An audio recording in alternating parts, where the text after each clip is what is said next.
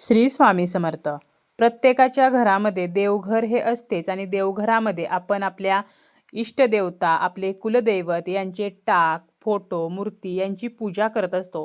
त्याचप्रमाणे काही वस्तूसुद्धा आपण आपल्या देवघरामध्ये ठेवत असतो. जसं की देवघरामध्ये आपण मंगल कलशाची स्थापना करत असतो, गजलक्ष्मी, श्रीयंत्र, तर या वस्तूंची आपण आपल्या देवघरामध्ये स्थापना करत असतो. त्याचप्रमाणे आपल्या देवघरामध्ये आपण कवड्यासुद्धा ठेवू शकतो.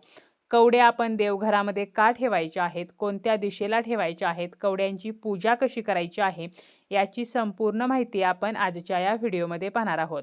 व्हिडिओला सुरुवात करण्याअगोदर तुम्ही जर चॅनलवरती नवीन असाल आणि पहिल्यांदाच माझे व्हिडिओ पाहत असाल तर चॅनलला सबस्क्राईब करा. व्हिडिओ आवडला, व्हिडिओ माहितीपूर्ण वाटला तर व्हिडिओला लाईक करा आणि व्हिडिओला हाईपसुद्धा करा. पौराणिक कथेनुसार समुद्र मंथनाच्या वेळी श्री लक्ष्मीसोबत कवडी पण निघाली होती आणि कवडी ही माता लक्ष्मीला खूप प्रिय आहे.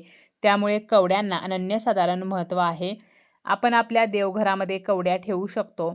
कवड्या ज्या आहेत तर त्या धनदायक मानलेल्या आहेत. माता लक्ष्मीला त्या आकर्षित करत असतात. ज्या घरामध्ये कवड्यांची विधिवत पूजा केली जाते त्या घरामध्ये आर्थिक समस्या, पैशाच्या अडचणी राहत नाहीत. कवड्या ज्या आहेत तर त्या पांढऱ्या रंगाच्या असतात, तपकिरी रंगाच्या असतात आणि पिवळ्या रंगाच्या सुद्धा ह्या कवड्या असतात. तर आपल्या जर देवघरामध्ये अजूनही कवड्या नसतील तर आपण कवड्यांची खरेदी करू शकतो. कवड्या खरेदी करत असताना जर आपल्याला पिवळ्या रंगाच्या कवड्या मिळाल्या तर आपल्याला पिवळ्या रंगाच्या कवड्यांची आवर्जून खरेदी करायची आहे. परंतु जर आपल्याला पिवळ्या रंगाच्या कवड्या मिळाल्या नाहीत तर आपण पांढऱ्या रंगाच्या ज्या कवड्या आहेत तर त्यांची सुद्धा खरेदी करू शकतो. कवड्या घरी आणल्यानंतर आपल्याला ह्या कवड्यांची आपल्या देवघरामध्ये स्थापना करायची आहे. यासाठी आपल्याला सर्वप्रथम आपल्या देवघरामध्ये दिवा लावायचा आहे. दिवा आपण तेलाचा लावू शकतो किंवा तुपाचा लावू शकतो. त्या दिव्याला हळदी कुंकू, अक्षता, फुल अर्पण करायचं आहे आणि त्यानंतर आपल्याला कवड्यांची आपल्या देवघरामध्ये स्थापना करायची आहे. सर्वप्रथम आपल्याला बसायला आसन घ्यायचं आहे, आपल्याला हळदी कुंकू लावून घ्यायचं आहे आणि त्यानंतर एका तामणामध्ये आपल्याला ह्या कवड्या ठेवायच्या आहेत. आता कवड्या आपण किती खरेदी करू शकतो तर 5, 7, 11 अशा संख्यांमध्ये आपण या कवड्या ज्या आहेत तर त्या खरेदी करू शकतो. 5 कवड्या आपण आणू शकतो, 7 आणू शकतो किंवा 11 कवड्या आणून त्याची सुद्धा आपण आपल्या देवघरामध्ये स्थापना करू शकतो. एका तामणामध्ये ह्या कवड्या ठेवायच्या आहेत. त्या कवड्यांना आपल्याला स्वच्छ पाण्याचा, पंचामृताचा आणि पुन्हा स्वच्छ पाण्याचा अभिषेक करून घ्यायचा आहे. कवड्या आपल्याला स्वच्छ कपड्याने कोरड्या करून घ्यायच्या आहेत. त्यानंतर आपल्याला एक प्लेट घ्यायची आहे. आपण तांब्याची प्लेट घेऊ शकतो किंवा अगदी स्टीलची आपण एखादी प्लेट म्हणजे एखादी छोटीशी डिश घेतली तरीसुद्धा चालेल.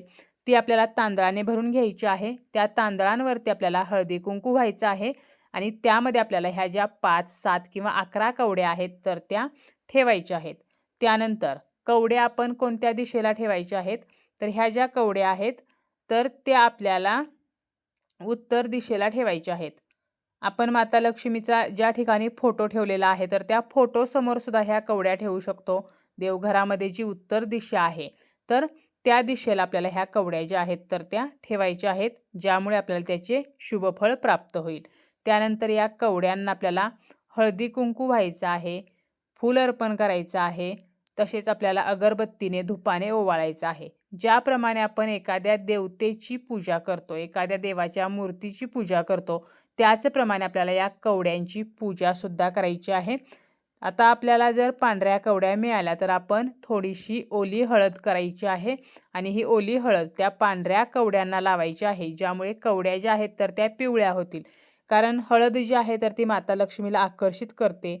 पिवळ्या कवड्यांना विशेष महत्त्व आहे. त्यामुळे जरी आपल्याला पिवळ्या कवड्या मिळाल्या नाहीत तरी आपण हळदीच्या साहाय्याने पांढऱ्या ज्या कवड्या आहेत तर त्या पिवळ्या करू शकतो. जर आपल्याला पिवळ्या कवड्या मिळाल्या तर पिवळ्या कवड्यांची आपण खरेदी करून घरी आणून त्याची स्थापना करू शकतो.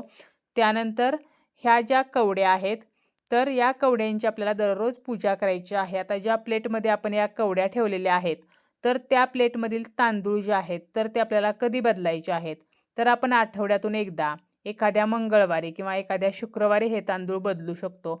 अगदी आपल्याला काही कारणाने आठवड्यातून एकदा हे तांदूळ बदलणे शक्य झालं नाही तर आपण प्रत्येक पौर्णिमेला हे तांदूळ जे आहे तर ते बदलू शकतो. तसेच आपण काही कवड्या ह्या एका लाल कापडामध्ये बांधून आपल्या तिजोरीमध्ये सुद्धा ठेवू शकतो. म्हणजे आपण 5 किंवा 7 कवड्यांची पूजा करायची. एक लाल कापड घ्यायचं किंवा एक पिवळं कापड घ्यायचं आणि त्यामध्ये या कवड्या ज्या आहेत तर त्या बांधायच्या आणि आपल्याला तिजोरीमध्ये ठेवायच्या आहेत. यामुळे आपल्या घरामध्ये जर आर्थिक समस्या असतील, पैशाच्या काही अडचणी असतील तर त्या नष्ट होत असतात. अत्यंत महत्त्वाच्या अशा ह्या कवड्या आहेत आणि प्रत्येक व्यक्तीला कवड्या ज्या आहेत तर त्या घेणे शक्य आहे. त्यामुळे आपल्या देवघरामध्ये अजूनही कवड्या नसतील तर आपण कवड्यांची स्थापना करू शकतो, कवड्यांची पूजा करू शकतो. तसेच काही खास दिवस असतात तर त्या दिवशीसुद्धा आपण कवड्यांची विधिवत पूजा केली तर आपल्याला निश्चितपणे माता लक्ष्मीचा आशीर्वाद प्राप्त होतो आणि माता लक्ष्मीच्या आशीर्वादाने आपल्याला घरामध्ये कशाचीही धनधान्याची कमी भासत नाही.